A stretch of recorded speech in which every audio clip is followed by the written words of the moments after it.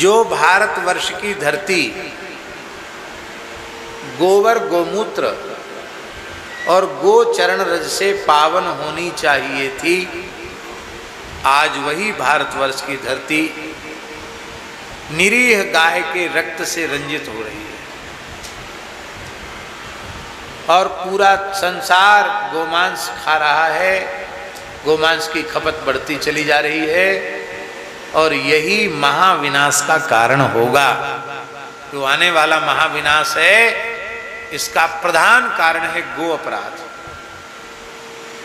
इसलिए हम फिर कह रहे हैं, जो विशुद्ध रूप से गो उपासना करेंगे, गोव्रती होंगे, भगवान की भक्ति करेंगे, वे ही इस महाविनाश से बच पाएंगे। छटनी हो जाएगी।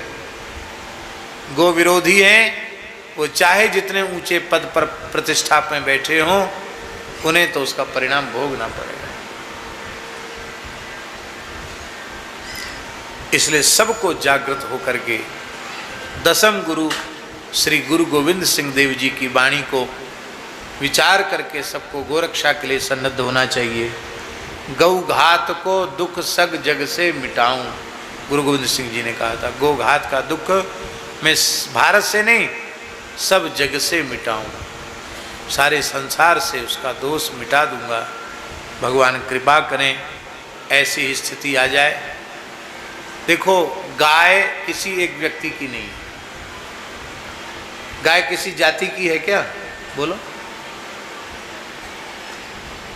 अमुक वर्ण था, अमुक आश्रम की गाय, ऐसा तो नहीं है। गाय तो सबकी है। माँ सबकी होती कि नहीं होती? गाय सबकी है। गाय सबकी है और सब गाय के हैं। इसलिए गाय में न वर्ण का भेद है, न आश्रम का भेद है, ना ही किसी पार्टी का भेद है कि अमुक पार्टी की गाय है, अमुक पार्टी की गाय नहीं। ऐसा है क्या?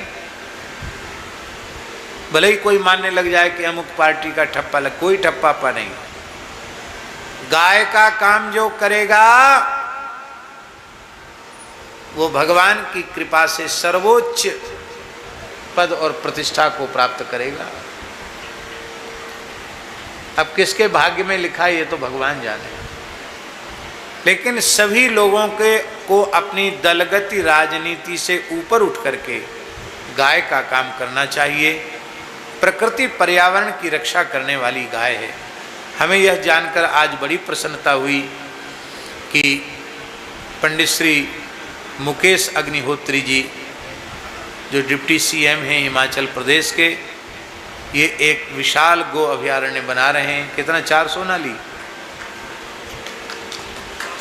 है, 400 एकड़ में, 400 एकड़ में गो अभयारण्य बना रहे हैं, जिसमें गोवंश का बड़े पैमाने पर काम किया जाएगा। हम आपको हम मुंह देखी बात नहीं करते। क्यों? हमारा किसी व्यक्ति से स्वार्थ नहीं है, इसलिए हम मुंह देखी बात नहीं करते।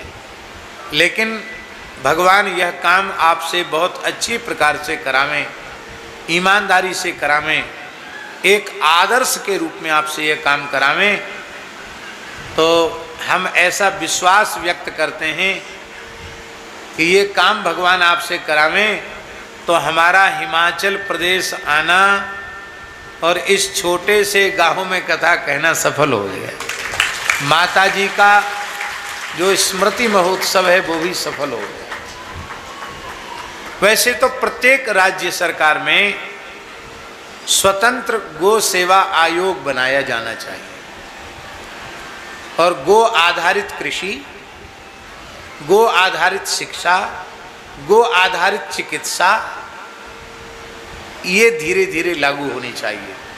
क्योंकि गोरक्षा का उपाय केवल गौशाला बनाना नहीं है।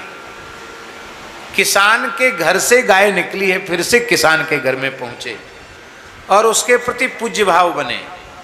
गौशाला भी जरूरी है माता जी, और किसान के घर में गाय पहुंचे वो भी जरूरी, दोनों जरूरी है।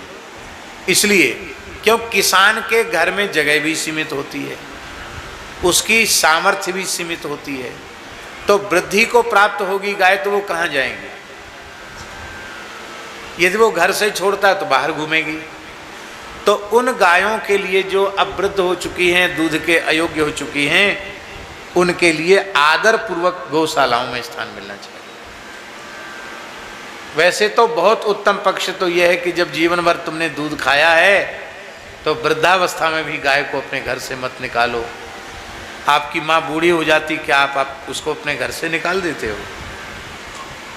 उत्तम पक्ष तो एक अंतिम श्वास तक सेवा करो, पर सामर्थ्य नहीं है, जगह नहीं है, व्यक्ति नहीं है, तो वह अनाश्रित रूप से गोवंश सड़कों पर न घूमे, कचड़े के ढेर पर न खड़ा हो।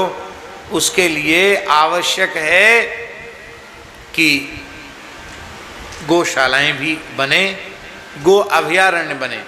ये जो गो अभयारण्य की कल्पना है ये ज़्यादा अच्छी है, क्योंकि गाय प्राकृतिक रूप से जितनी स्वस्थ रह सकती है, संकीर्ण गौशालाओं में गाय उतनी स्वस्थ नहीं रह सकती। हम आपको निवेदन करेंगे कि आप पथमेड़ा गोधाम का दर्शन करने जरूर जाएं, उससे प्रेरणा मिलेगी। अभी मध्य प्रदेश शासन ने पथमेड़ा महाराज को सालरिया गो अभयारण्य दिया है, क्योंकि वहाँ गायों की मृत्यु दर निरंतर बढ़ती चली जा रही थी, तो शासन ने, और उससे शासन की बदनामी हो रही थी, तो शासन ने पथमेड़ा महाराज को वो समर्पित किया है। थोड़े ही समय में उसमें कितना अद्भुत काम हुआ है, हम स्वयं दर्शन करके आए हैं, आप भी दर्शन करके जाइए। उससे एक प्रेरणा मिलेगी कि गो अभयारण्य का स्वरूप क्या होना चाहिए। सरकार ने तो बना दिया, पर व्यवस्था उसकी कैसी होनी चाहिए। और आपको देखना हो गौशालाओं में स्वस्थ और प्रसन्न गाय कैसी होनी चाहिए, आप जड़खोर गोधाम आइए। ब्रज में भगवान की नित्य गोचारण स्थली, कृष्ण बलराम की नित्य गोचारण स्थली है। हजारों की संख्या में गोवंश अत्यंत सुखपूर्वक वहाँ निवास कर रहा है। वहाँ देख करके किसी को ये लगता ही नहीं कि कसाईयों से बचाई हुई गाय या वृद्ध एक्सीडेंटल गाय ये हैं। इतनी अद्भुत उनकी सेवा हो रही है। प्रत्येक गोष्ठ की सफाई, और प्रत्येक गोष्ठ में कैमरा है, हर ग्वारिये के ऊपर नजर है। कम से कम 500 कैमरे लगे हैं माता जी। 3 आदमी 24 घंटे की ड्यूटी पर हैं। बड़े बड़े टावर लगाए गए, क्योंकि गौशाला 5 भागों में बटी हुई है। बड़े बड़े टावर लगाए गए हैं, जिसमें हर गोष्ठ में कहीं गाय बोली, बछड़ा बछिया बोला, तो तुरंत वहाँ के मुख्य व्यक्ति को आधी रात को भी पूछा जाएगा। यदि समाधान नहीं हुआ तो उसी समय उस गो सेवक की छुट्टी कर दी जाएगी, चाहे रात्रि को 1 बज रहा हो, चाहे 2 बज रहे हो।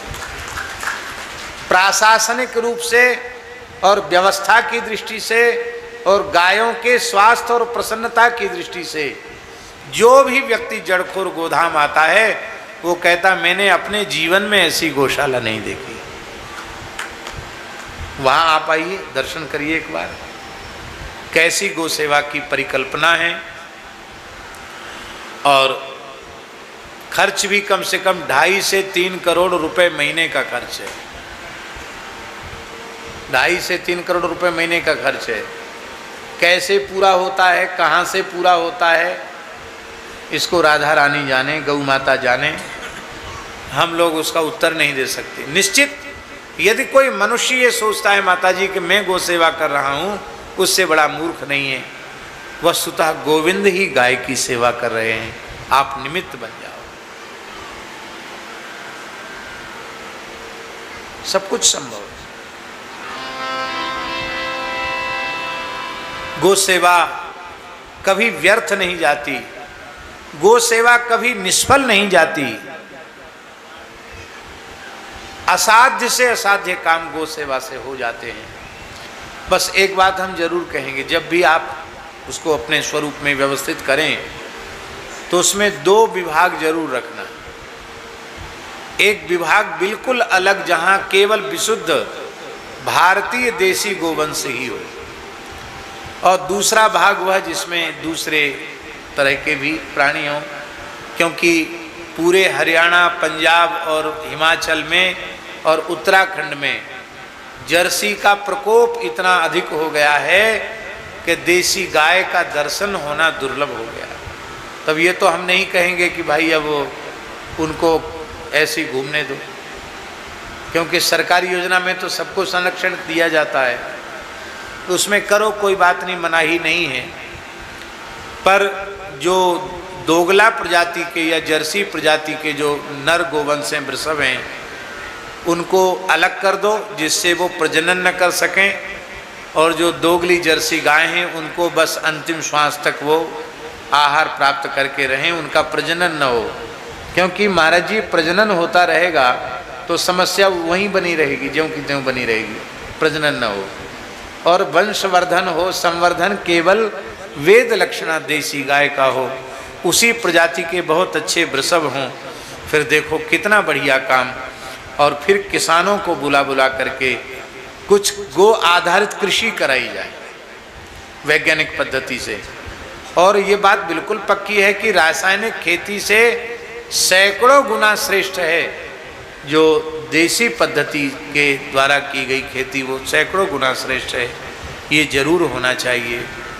ऐसा होगा तो हम समझेंगे कि हमारा इस गांव में आना सफल हो गया। और ये कथा जो सिम्मी जी के स्मृति में हो रही, वो कथा एक परिणाम लेकर के आई, वो कथा परिणाम लेकर आती है।